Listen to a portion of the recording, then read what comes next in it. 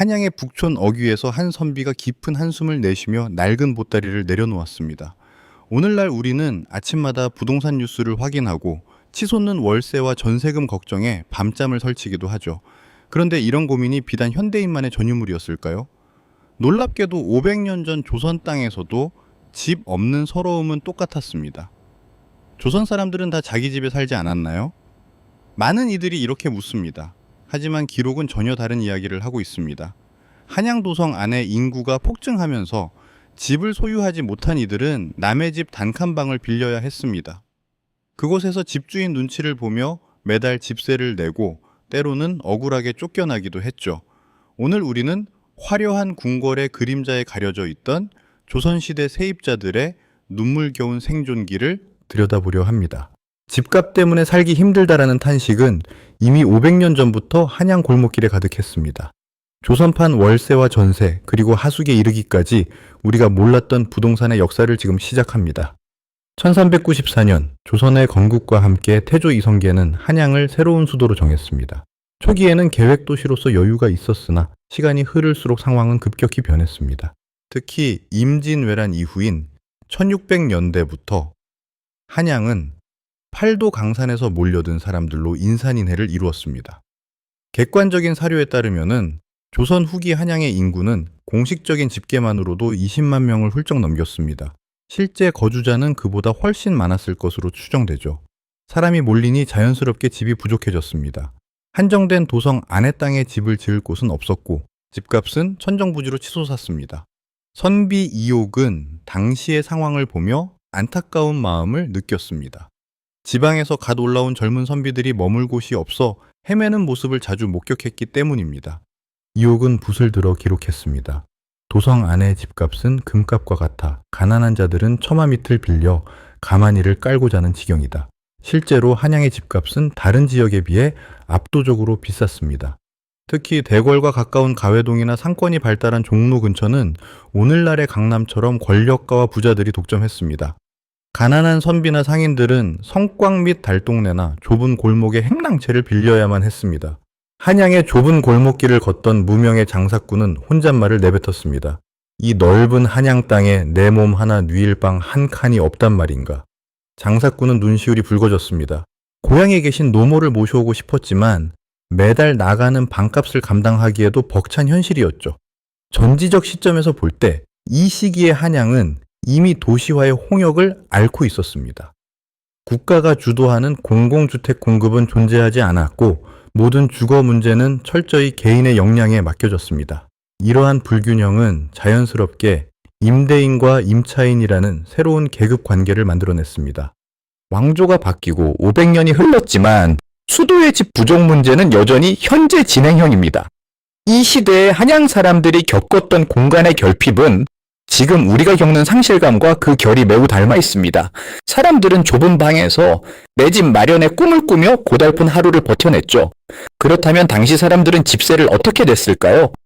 조선시대에는 이를 가채 혹은 세가라고 불렀습니다. 지금처럼 은행 계좌이체가 없던 시절 집세의 지불 방식은 매우 다양하고 현실적이었습니다. 가장 흔한 방식은 쌀로 내는 것이었습니다. 쌀은 곧 화폐였기에 매달 초나 말에 일정한 양의 쌀을 집주인에게 바쳤습니다. 기록에 따르면 보통 한 달에 쌀 한두 말 정도를 방값으로 냈다고 전해집니다. 물론 한양 중심가의 좋은 방은 쌀 서너 말이 훌쩍 넘기도 했습니다. 욕심 많은 집주인 김대감은 세입자를 불러 엄한 목소리로 말했습니다. 이보게, 이번 달부터는 쌀 3말을 내야겠네. 물가가 올랐으니 어쩔 수 없지 않은가. 세입자는 당황하여 손을 내저었습니다. 대감마님, 지난달에도 울리시지 않았습니까? 제발 통초해 주십시오. 김대감은 고개를 돌리며 차갑게 대꾸했습니다. 싫으면 나가게나. 뒤에 줄 선 사람이 수두룩하니까. 세입자는 분노를 느꼈습니다. 땀 흘려 번 돈이 고스란히 집주인의 창고로 들어가는 것을 보며 허탈함을 감출 수 없었습니다. 하지만 당장 갈 곳이 없는 약자였기에 억울함을 사귀며 다시 일터로 향할 수밖에 없었죠. 엽전이 널리 통용되기 시작한 조선 후기에는 현금 월세도 등장했습니다. 상평통보가 시장에 깔리면서 쌀 대신 엽전으로 월세를 거래하는 경우가 늘어난 것입니다. 보통 10만 냥 이상의 거금이 오가는 집 매매와 달리 월세는 서민들이 감당할 수 있는 소액 거래로 이루어졌습니다. 역사적 시각에서 볼 때 가차의 시스템의 등장은 조선 경제가 자본주의적 요소로 변모하고 있었음을 보여줍니다. 토지 중심의 경제에서 부동산 중심의 임대 경제로 영역이 확장된 것입니다. 이는 집이 단순한 거주 공간을 넘어 수익을 창출하는 자산으로 인식되기 시작했음을 의미합니다. 하지만 법적인 보호 장치는 매우 허술했습니다. 집주인이 내쫓으면 세입자는 하소연할 곳이 없었습니다. 임대차 계약서인 감액권이나 수표가 존재하긴 했으나 힘 있는 양반 집주인 앞에서는 종이 조각에 불과한 경우도 많았습니다. 이러한 불공정 계약은 서민들의 삶을 더욱 피폐하게 만들었습니다. 한국에만 있는 독특한 제도인 전세, 과연 조선시대에도 있었을까요? 학계에서는 조선시대의 전당제도를 전세의 뿌리로 보고 있습니다. 이는 큰 돈을 빌려주는 대신 그 이자로 집을 점유하여 사용하는 방식이었습니다. 1700년대 기록을 보면은 목돈을 집주인에게 맡기고 기한 없이 살다가 이사를 갈 때 그 돈을 다시 돌려받는 사례가 빈번하게 등장합니다. 이를 담보지백이라 부르기도 했는데 사실상 지금의 전세와 구조가 거의 일치합니다. 집주인은 목돈을 융통해서 좋고 세입자는 매달 나가는 월세 부담을 덜 수 있어 서로에게 이득이었습니다. 한 선비가 친구에게 자랑하며 말했습니다. 내가 이번에 은 100냥을 맡기고 종로 근처에 반듯한 기와집을 얻었네. 친구가 부러운 듯 물었습니다. 오호, 그러면 매달 쌀을 내지 않아도 되는 것인가? 선비는 흐뭇하게 웃으며 대답했습니다. 그렇다네. 나중에 나갈 때 그 돈을 그대로 돌려받으니 이보다 좋은 일이 어디 있겠나. 선비는 안도감을 느꼈습니다. 비록 전 재산을 다 털어넣었지만 이제 더 이상 집주인의 눈치를 보며 쌀독을 비우지 않아도 되었기 때문입니다. 그것은 가난한 선비가 한양에서 누릴 수 있는 최고의 사치이자 평온이었습니다. 하지만 전세 역시 위험 요소가 컸습니다. 집주인이 도박이나 사업 실패로 돈을 다 써버리면은 세입자는 보증금을 돌려받지 못했습니다. 조선판 전세 사기가 발생했던 것입니다. 이럴 때 세입자는 관해 소장을 올리기도 했지만 집주인이 세력가일 경우 돈을 되찾기란 하늘의 별 따기였습니다. 전지적 관점에서 보자면 전세 제도는 조선의 취약한 금융 시스템이 만들어낸 자생적 금융 상품이었습니다. 은행이 없던 시절 민간에서 서로 돈과 공간을 맞바꾸며 신용을 담보로 거래했던 지혜의 산물인 셈입니다. 하지만 그만큼 법적 안전망이 부족하여 고통받는 이들도 많았습니다. 결국 전세는 조선 500년을 관통하며 한국인의 고유한 주거 문화로 자리 잡았습니다. 목돈을 모아 더 좋은 집으로 이사 가려는 주거 사다리의 열망은 예나 지금이나 똑같았습니다. 그 열망 뒤에는 언제 돈을 떼일지 모른다는 불안감이 늘 그림자처럼 따라다녔습니다. 조선시대에도 현대의 대학가 하숙집과 비슷한 풍경이 있었습니다. 특히 과거 시험이 열리는 철이 되면은 전국에서 유생들이 몰려들어 한양의 빈방은 씨가 말랐습니다. 이를 겨냥해 전문적으로 방을 빌려주고 밥까지 해주는 하숙업이 성행했습니다. 성균관 근처인 반촌이나 성균관 앞동네는 늘 유생들로 북적였습니다.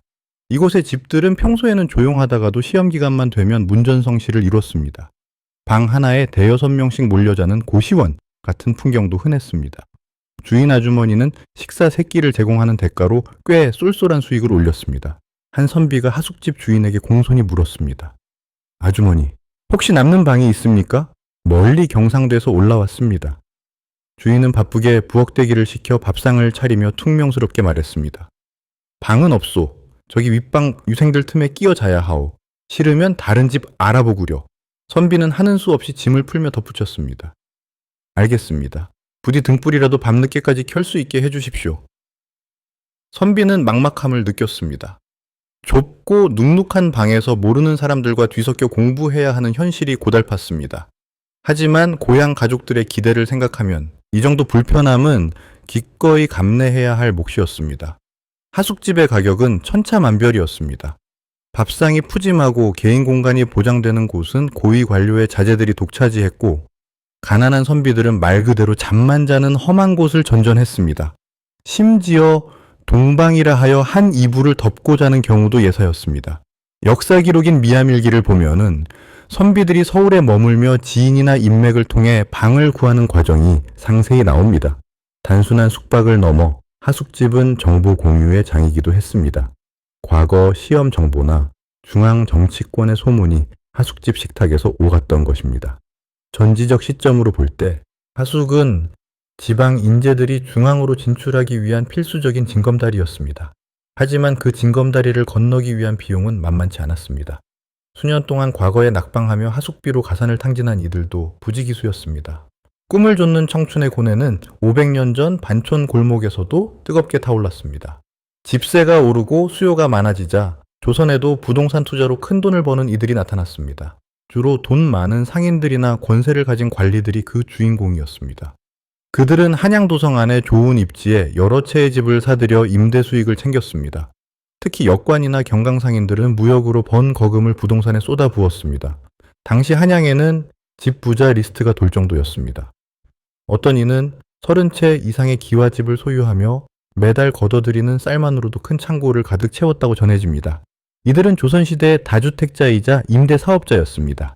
시장의 큰 상인이 수에게 지시하며 차갑게 말했습니다. 이번에 나온 남촌의 폐가는 우리가 사들이게 수리해서 방 4개로 나누면 월세가 쏠쏠할 걸세. 수하가 머리를 조아리며 대답했습니다. 예, 나으리. 하지만 그곳에 살던 노부부는 어찌할까요? 상인은 눈 하나 깜짝하지 않고 덧붙였습니다. 방값을 못 내면 내보내야지. 인정에 이끌려 장사를 어찌하겠나. 상인은 만족감을 느꼈습니다. 자신의 재산이 불어나는 것을 보며 권력의 맛을 실감했기 때문입니다. 하지만 그가 세운 기와집 담장 너머에는 방세를 내지 못해 길거리로 쫓겨난 이들의 울음소리가 끊이지 않았습니다. 부동산 투기가 심해지자 정부에서도 대책을 세우려 노력했습니다. 세종대에는 집을 지나치게 많이 소유하는 것을 규제하는 법안이 논의되기도 했습니다. 하지만 법망을 피해 남의 이름을 빌려 집을 사는 명예신탁이 횡행했습니다. 조선시대에도 부동산 투기를 막으려는 국가와 이익을 쫓는 개인 사이의 치열한 두뇌 싸움이 벌어진 것입니다. 전지적 관점에서 보자면은 이러한 현상은 신분 제도가 흔들리고 자본의 힘이 강해지던 시대적 변화를 상징합니다. 뼈대 있는 양반 가문도 집이 없어 전전긍긍하는 반면 천대받던 상인은 집세로 세상을 호령했습니다. 부동산은 조선 사회의 계급 지도를 다시 그리는 강력한 도구가 되었습니다. 오늘날의 눈으로 봐도 소름 돋을 정도로 닮은 모습입니다. 입지가 좋은 곳에 자본이 몰리고 그로 인해 주거비가 상승하는 순환 구조는 500년 전에도 변함없는 시장의 논리였습니다. 서민들의 주거 안정보다는 자산 증식의 수단으로 전락한 집, 그 비극적인 역사는 생각보다 뿌리가 깊습니다. 돈이 얽히면 갈등이 생기기 마련입니다.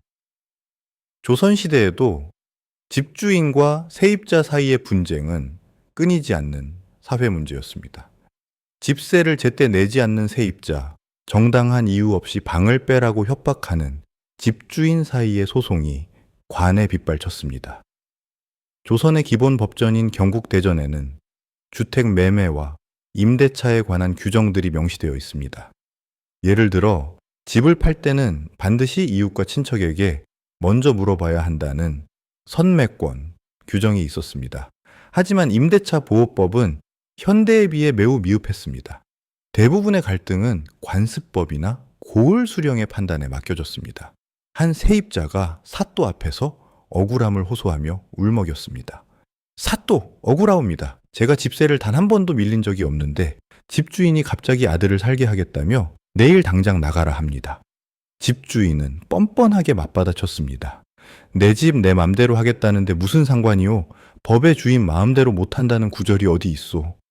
사또는 난처한 표정으로 판결을 유보했습니다. 사또는 고민에 빠졌습니다. 법전에 명확한 기준이 없으니 양측의 주장을 조율하기가 여간 어려운 것이 아니었기 때문입니다. 결국 적당한 합의금을 주고 기간을 유예해 주는 것으로 마무리하는 경우가 많았습니다. 특히 갑질을 일삼는 집주인들도 많았습니다. 세입자의 방에 무단으로 침입하거나 겨울철에 보일러 격인 구들을 수리해주지 않아 냉골에서 자게 만드는 행위 등이 기록에 보입니다. 반대로 집을 엉망으로 써서 집주인의 속을 썩이는 몰상식한 세입자 이야기도 전해 내려옵니다. 역사학자들은 이러한 갈등이 조선 후기 사법 제도 발전에 기여했다고 분석합니다. 민사소송의 비중이 커지면서 국가가 개인의 재산권과 거주권에 개입하기 시작한 것입니다. 이는 조선이 단순히 유교적인 관념 속에만 머물지 않고 복잡한 이해관계를 조정하는 법치 국가로 나아가고 있었음을 보여줍니다. 전지적 시점에서 볼 때 이 갈등들은 인간의 가장 기본적인 욕구인 주거를 지키기 위한 처절한 몸부림이었습니다. 법은 멀고 권력은 가까웠던 시대, 세입자들은 서로 계기말을 조직하여 주거비 부담을 나누거나 공동 대응을 하기도 했습니다. 생존을 위한 서민들의 연대는 그렇게 시작되었습니다. 그렇다면 조선시대 한양에서 가장 비싼 동네는 어디였을까요? 당연히 대궐이 가까운 북촌이었습니다. 이곳은 권력층인 노론의 중심지였으며 양반 동네라는 상징성 때문에 집값이 천정부지였습니다. 반면은 남산 및 남촌은 가난한 선비들이 모여 사는 곳으로 집값이 상대적으로 저렴했습니다. 상인들이 모여드는 종로와 동대문 근처는 상권 프리미엄이 붙었습니다. 이곳은 집을 사면 바로 가게로 쓸 수 있었기에 집주인들이 부르는 게 값이었습니다. 반면 성곽 밖이나 물가 근처는 해마다 홍수 피해가 잦아 사람들이 기피하는 저가 지역이었습니다. 입지에 따라 계급과 부의 지도가 선명하게 갈렸습니다. 사람들은 무리를 해서라도 좋은 동네로 입성하려 애썼습니다. 교육과 정보, 권력이 모이는 곳에 살아야 자식의 앞날이 열린다고 믿었기 때문입니다. 500년 전의 학군지와 역세권 경쟁은 지금 못지않게 치열했습니다. 500년 전 조선의 한양 골목길이나 지금의 서울 지하철 안에서 우리가 느끼는 고뇌는 놀랍도록 닮아 있습니다. 집은 단순히 비바람을 막아주는 곳이 아니라 누군가에겐 생존의 투쟁이었고 누군가에겐 부의 상징이었습니다. 월세 때문에 살기 힘들다는 탄식은 시대를 관통하는 서글픈 공감대이기도 합니다. 하지만 그 시절 사람들도 좁은 단칸방에서 희망을 일구었습니다. 언젠가는 내 이름으로 된 기와집 한 채를 갖겠다는 꿈을 꾸며 하루하루를 성실히 살았습니다. 우리가 오늘 들여다본 조선의 집값 이야기는 결국 시대를 살아가는 사람들의 뜨거운 생명력에 관한 기록입니다. 조선시대의 이야기는 그렇게 흘러갔습니다. 하지만 끝난 것은 아닙니다. 그날의 선택과 결심, 사람들의 고뇌와 두려움은 시간을 넘어 마음속에 남아 있습니다. 바람에 스친 작은 발자국 하나에도 문득 떠오르는 긴장과 불안 속에서도 우리는 그들의 숨결을 느낄 수 있습니다. 역사는 단순한 사건의 나열이 아니라 사람들의 삶과 마음, 그리고 남겨진 흔적들의 이야기입니다. 오늘 우리가 들여다본 순간 또한 머릿속에서 오래도록 울림을 남기며 사라지지 않을 것입니다.